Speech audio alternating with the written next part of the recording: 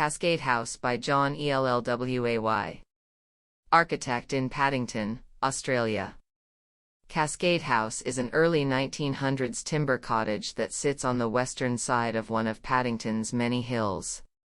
As a house for a family of 5, their brief was a place for kids to play independently, but just in sight. An addition would become a place to gather for meals and games. Key to their brief was a place to picnic on the grass, under a tree, and in the sky. The challenge was connecting to the ground on a sloping site and protecting it from the afternoon sun. The result is a minimal intervention for the cottage. Only the rear lean-to was rebuilt, partly to manage the budget and partly because its hardwood fabric was perfectly okay. With a 4-meter level change across the site, breaking up the entry sequence into a series of split levels mediated this topography, creating spaces to pause as you move higher. From the footpath level, where bikes, prams and cars park, you step up to the entry that opens into the meals and courtyard. Screened doors slide away into the garden, creating an uninterrupted connection to a grassy courtyard. The kitchen sits at the end of this level, facing the lounge above, with a window to the south overlooking the pool. Kids can swim with supervision. The waterline sits just below the bench top, becoming a continuation of the room. Late afternoon sun reflects off the water up onto the raked ceiling above.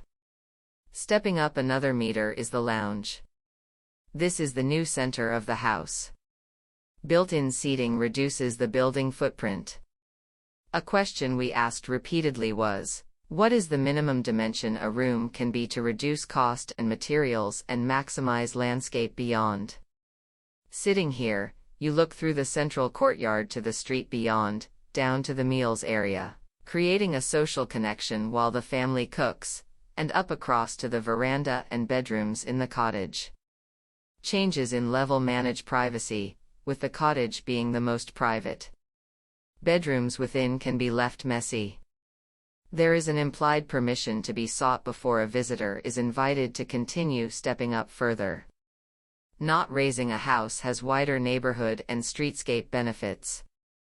The house remains connected to the street, encouraging interaction with neighbors and passive surveillance. The wide but shallow site allowed the addition to sit to the side of the cottage. Working with a talented garden designer was critical to creating a landscape that reinforces this separation. The cottage continues to sit proudly on the street as it has for 100 years. The key to unlocking the diagram of the project was managing the western afternoon sun without losing the outlook. With the site sloping away, there was an opportunity to simply extend the pitch of the veranda roof over the cascading split levels below. These spaces are protected from the afternoon sun by a roof covered in solar panels and a solid wall to the west. Moving across the linking breezeway, the new extension sits below eye level, editing out the foreground and allowing an uninterrupted outlook of the sunset, valley, and hills.